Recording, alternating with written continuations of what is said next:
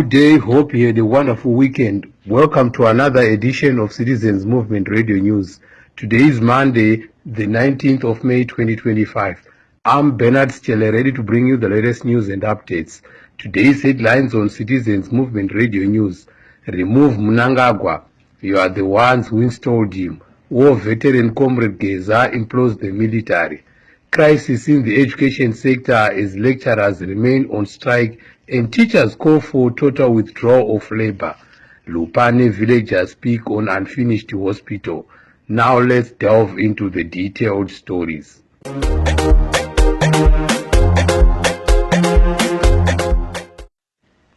Outspoken war veteran Comrade Blessed Geza has implored military generals to help remove ZANU-PF dictator Emmerson Mnangagwa.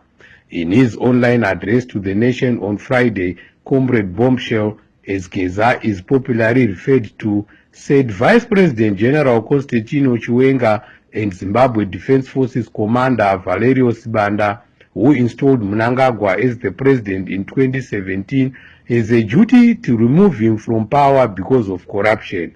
Let's tune in. Saka, tikuona kuti zvinhu zvese izvi zviri kuitika mumaziso avachiwenga, mumaziso ana General Valerio Sibanda, mumaziso ana General Sanyatwe, mumaziso ana General Rugege naamwe mageneral Provo yeZimbabwe yachema kuti very way tinunureiwo mageneral, tinunureiwo tapota, right? Mhosva dziri kuitwa neEmmerson nezvigananda it's not a secret, vanhu vose vanozviziva kuti iye manje nokuda kwe-mental condition yaEmmerson, kuti Emmerson ava doom, right? Pava neatinoti state capture, tikatera kumashuro maneighbor edu eSouth Africa, ndo nyaya yakakuvadza Comrade President Jacob Zuma yokuti anga akepswa nezvigananda zveGupta hazvina kusiyana nezvaitwa Emmerson. Emmerson akepswa nezvigananda vana Tagwirei, vana Chivhai navamwe vavo. Tikutoona kuti apa nguva yaMugabe yakari allegation yokuti power, state power yaitwa sexually transmitted, but apa haisiri allegation, yatova sexual transmitted chaiko okusiriya ndiye avane masimba ese nana Tagwirei nana Chivhayo nekanga kamukadzi aka kanonzi Mawechera. Izvi hazvingaiti zveshuwa vachiwenga nemwa vaValerio Sibanda navamwe makatarisa. There is a serious crisis in the education sector that is threatening learning at University of Zimbabwe and in schools across the country. At UZ, the stalemate between lecturers and the administration remains, and lectures are currently suspended. Meanwhile, following pickets in schools last week, teachers have threatened to totally withdraw their labor over unresolved salary demands. Let's hear teacher trade unionist Obet Masaraure speaking on the issue. We are very worried that the government of Emmerson Mnangagwa doesn't seem to care much about our education. They have neglected university learners at the University of Zimbabwe, where lecturers have been on strike for a very long time now. And we are told that they now want to replace the lecturers with some part-time workers, which is very unfortunate that we have officials whose children don't learn in our public schools. In primary and secondary education, the government tells us that they do not have fiscal space to increase our salaries. But we are well aware that the fiscal space to be spending on tenders that don't deliver on weekday value, the surplus to be spending on $10 million on just hosting a SADC summit. They gave which value over $543 million in a space of 6 months. They gave Tapgiri $1.9 billion for inflated tenders, just 35% of core investment. So we know by investment. So we know that this government is a lot of money, but their priorities are misplaced. So teachers have threatened that they're going to withdraw their labor totally. Currently, there's no teaching and learning taking place in schools. Picketing continues, and we are also organizing towards a national shutdown, calling upon all Zimbabweans to come together to demand the right to education for all our learners. We can't allow Emmerson Mnangagwa to completely destroy our education system. Our education has been a major driver for the slight economic stability we enjoy, the billions of diaspora remittances we receive, because we have well-educated people that are in the diaspora who are working and remitting back home. Whatever stability we have is because our citizens are educated and they're looking for economic opportunities. We don't want Emmerson to destroy that. Let's come together and defend education. Citizens in Lupane have accused the ZANU-PF government of marginalizing their area, citing lack of infrastructure development. One of the residents who spoke to Citizens Movement Radio, Dalumuzi Kumalo, said they are very much concerned about lack of progress at the construction of Lupane Hospital, which commenced 25 years ago. He also bemoaned the bad state of roads in the area, including the Bulawayo Victoria Falls Highway. Let's hear him speaking. My name is Dalumuzi Kumalo from Lupane district of Matabeleland North Province. As Matabeleland region, we are worried. We are really worried about the pace at which development is taking place in the Matabeleland region, which is not given the same impetus that is given to development in the Mashonaland regions. The Mat North Provincial Hospital being constructed in Lupane has taken the government 25 years to finish. We wonder when it will be finished, because I'm sure the work that is still left to be completed it might take maybe 5 more years. We have the Bulawayo Nkai Road, which has taken the government of Zimbabwe more than 30 years to complete. That's another project that is worrying us as the region. Currently, we're having the Bulawayo Vic Force Road, which is multi-potholed, and we wonder how many years it will take to get it fixed. That's another project again that is still not being taken care of by the government. When you look at the Mbuzi interchange that was constructed in a space of 2 years and is now ready for opening to traffic, this imbalance in development by the ZANU government is worrying us as the people of Matabeleland region. We take it that it's a deliberate move by the ZANU-PF government to underdevelop the Matabeleland region. Thank you. Opposition official and former MP for Pelandaba Chabalara, Honorable Gift Ostalo Siziba, is set to give a keynote address at this year's Africa Oxford Conference at the University of Oxford in the United Kingdom. He will share the podium with Ghana President John Dramani Mahama, Sierra Leone President Julius Maada Bio, and other African dignitaries. According to Honorable Siziba, the conference aims to redefine perceptions of Africa, highlight visionary leadership, and drive tangible progress through impactful dialogues. The Zimbabwe Lawyers for Human Rights ZLHR is dragging the government to High Court over provisions of the recently passed Private and Voluntary Organizations Amendment Act, which the organization says violates rights of non-governmental organizations. ZLHR last week made an application to the High Court seeking an order to declare provisions of the Act as unconstitutional and invalid. The organization cited the Minister of Public Service, Labor and Social Welfare and Attorney General as respondents. Back to our top story, we spoke to our CMR panelists to hear their views on Geza address last Friday.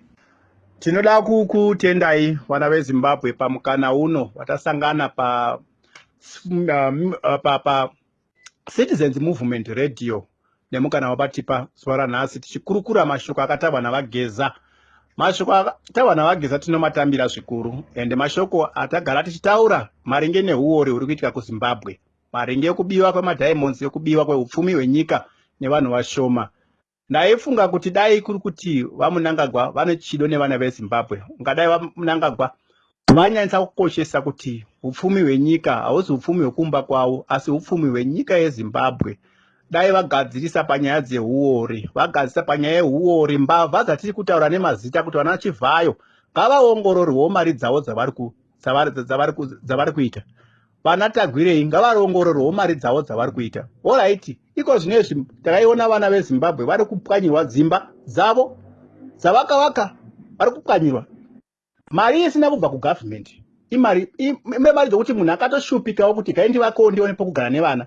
Asi vanhu ivavo vari urombo, futi varombo vechivayo vari kuteererwa vachipwanyirwa dzimba dzavo. Muruda kuti vanhu vemuZimbabwe tirarame kusvika papi? Takatadzei vana veZimbabwe? Takaitei chatakaita kune ZANU-PF?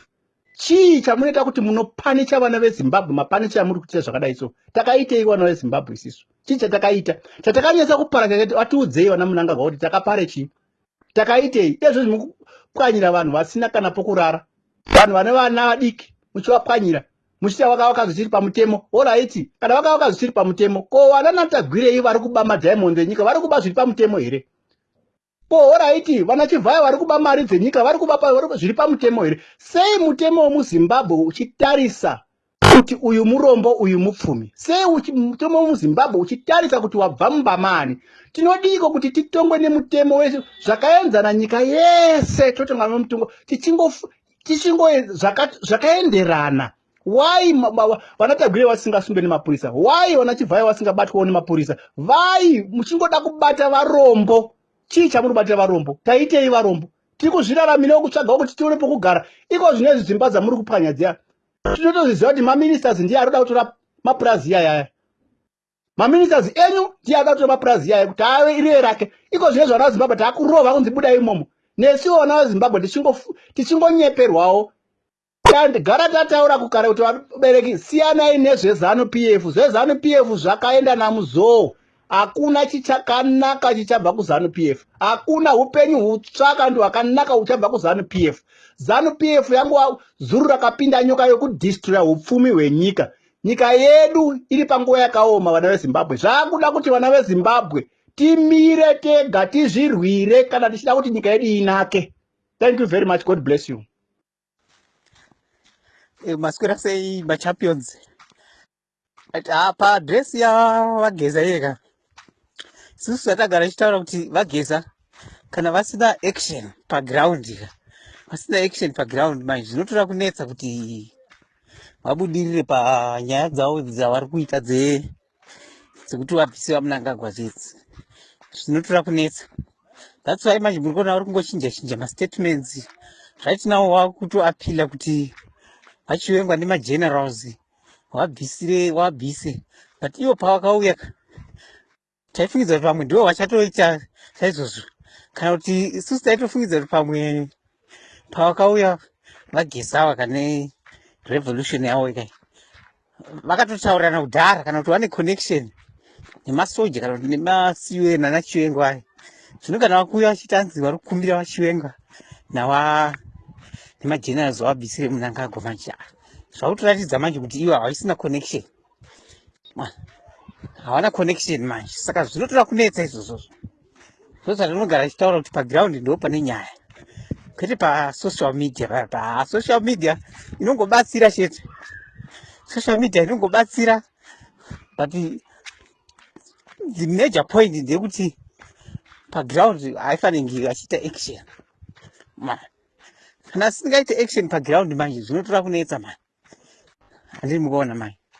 Saka isusu tinotoona sekuti hongu vari kumbozama zama zvavo vachifumura zvinhu, asi manje hazvibudiriri.